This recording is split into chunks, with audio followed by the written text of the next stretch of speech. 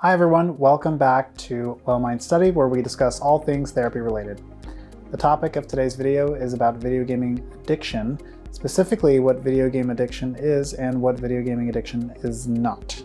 We'll draw on what's been written in the DSM-V TR and the ICD-11 in today's video while finding some nuance in the text to determine what video gaming addiction does and doesn't look like. If you're interested in learning more about this topic, please feel free to view some of the links below where information in this video originated from. To start, we're going to first review what the DSM-V TR has to say about video game addiction. In the most up-to-date version of the DSM-V, video game addiction is not a diagnosable condition. Instead, the American Psychological Association has proposed criteria for internet gaming disorder. I'm going to review some critiques for this proposed criteria that the APA will hopefully address before finalizing them for this diagnosis using research cited in the links below. For this section, we're going to go line by line through the proposed criteria. The first issue we see here is in the name. The DSM-V TR differentiates between internet gaming and non-internet gaming in a way that suggests people who do not play games online should not be considered at risk for addictive video gaming behaviors. We also see this issue pop up throughout the numbered criteria for internet gaming disorder. It's important to note that while we can take issue with the way online and non-online games are treated in IGD criteria, the piece around gaming causing clinically significant distress over a 12-month period is largely consistent with other behavioral and substance-related disorders. Though I will echo the DSM-V's language to offer commentary and critique of it, for the sake of time, please assume that I'm taking issue with every criterion point that differentiates internet gaming from non-internet gaming. Criterion 1. Preoccupation with internet gaming. The individual thinks about previous gaming activity or anticipates playing the next game. Internet gaming becomes the dominant activity in life. This criterion assumes an unhealthy relationship with video gaming if it's a primary hobby in one's life.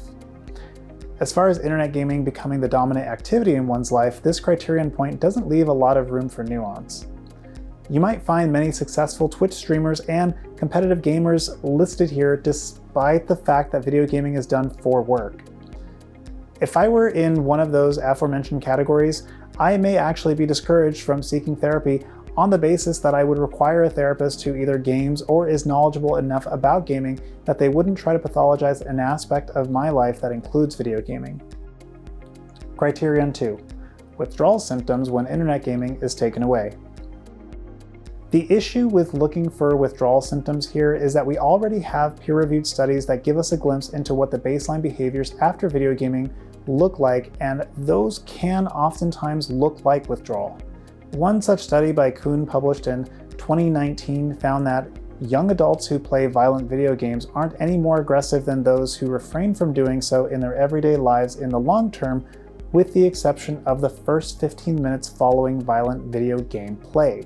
Even that data point regarding the first 15 minutes and aggression was contested in the study due to issues with behavioral replication in further studies, but for argument's sake, let's assume that this could be true. When we get further into research surrounding why this happens, consider this. Peter Gray writes in a Psychology Today article published in 2019 that playing video games roughly doubles the resting release rate of dopamine, the feel-good neurotransmitter, in our brains while engaged in video gaming. Activities that have a similar effect on our resting release rates of dopamine include hiking, eating pizza, hanging out with friends, to name a few.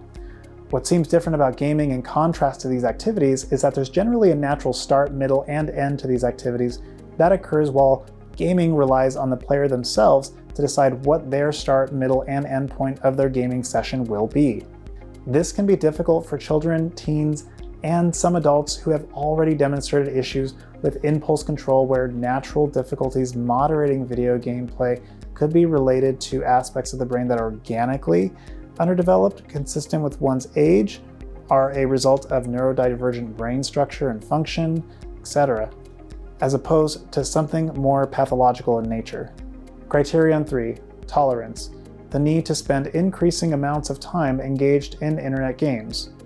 Mostly tracks with the sole exception of limiting the verbiage to just internet games as opposed to all forms of digital gaming.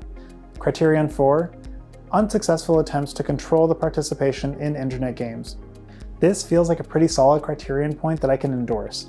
If someone knows they have a problematic relationship with gaming and they're finding it hard to control despite tangible consequences in their academic, social, and communal lives, I would definitely be interested in having a conversation with them to ask some clarifying questions about what might be motivating them to consistently seek out video gaming. This is a solid point that I would keep.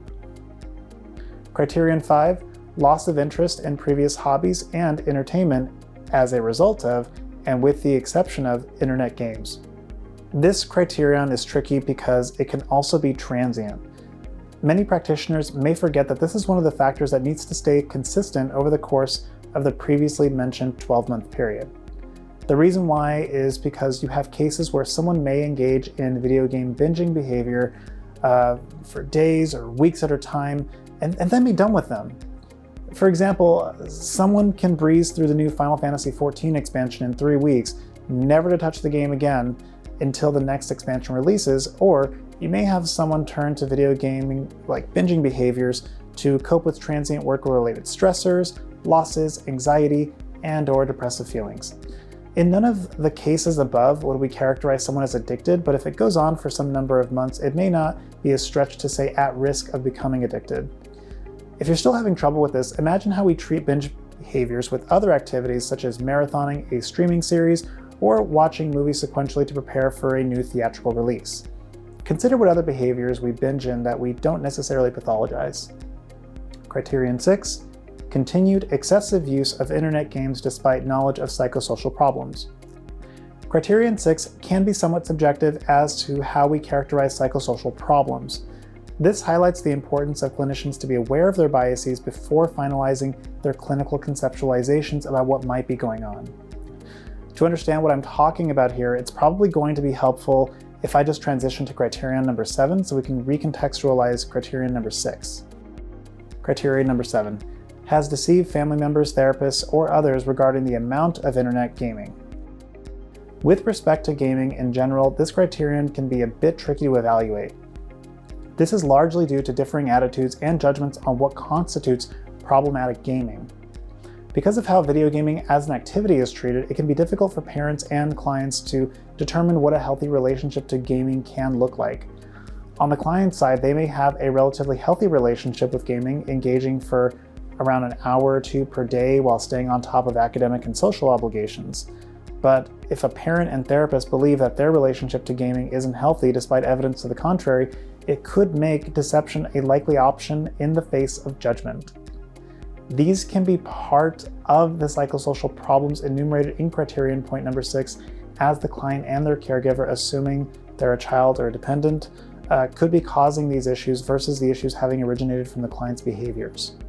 Criterion 8, use of internet games to escape or relieve a negative mood, for example, feelings of helplessness, guilt, anxiety. I'm not going to mince words when I say I really don't like this one.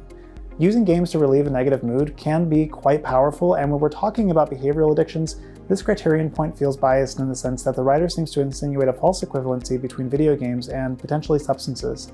In my clinical experience, I have found that video games can be an effective coping strategy when both modulated by time and the revisiting of whatever situation caused the player to be triggered in the first place.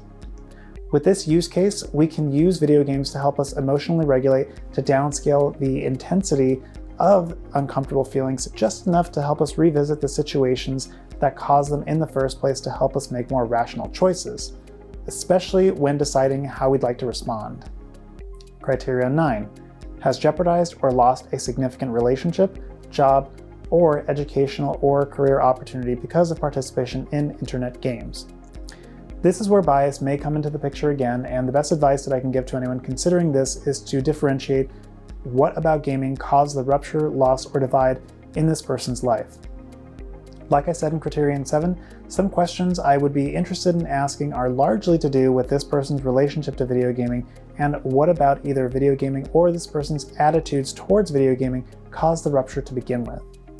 Now that we've successfully reviewed issues with the APA's proposed criteria for internet gaming disorder, I would like to now review what the ICD-11 has to say about gaming disorder because it may surprise you in contrast to what we've just gone over. In the ICD-11, they classify video game addiction as gaming disorder, and the criteria is as follows. Gaming disorder is characterized by a pattern of persistent or recurrent gaming behavior, digital gaming or video gaming, which may be online, i.e. over the internet, or offline, manifested by 1. Impaired control over gaming, for example, onset, frequency, intensity, duration, termination, context. 2. Increasing priority given to gaming to the extent that gaming takes precedence over other life interests and daily activities. And 3.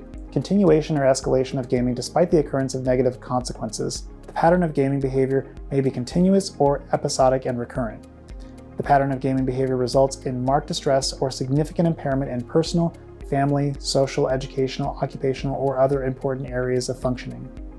The gaming behavior and other features are normally evident over a period of at least 12 months in order for a diagnosis to be assigned, although the duration may be shortened if all diagnostic requirements are met and symptoms are severe. This definition is so well encapsulated and qualifying of all their criterion points that the main issue here would be clinical misinterpretation on the part of the clinician. If you haven't guessed by now, I'm a big fan of this definition, and I hope to see the APA find a way to adopt as much of it as they possibly can. While video gaming addiction can be a hot button issue with many families, the hope here is that we can start agreeing on some common language to dispel some myths about video gaming addiction that originate out of bias or differences in values. Thank you so much for tuning in for today's video. If you found the content presented here today interesting or useful, please like and consider subscribing, as all of this helps us to be able to produce more of these videos. If you're interested in any of the research cited in this video, please view links and citations we've gathered where possible presented below. See you next time.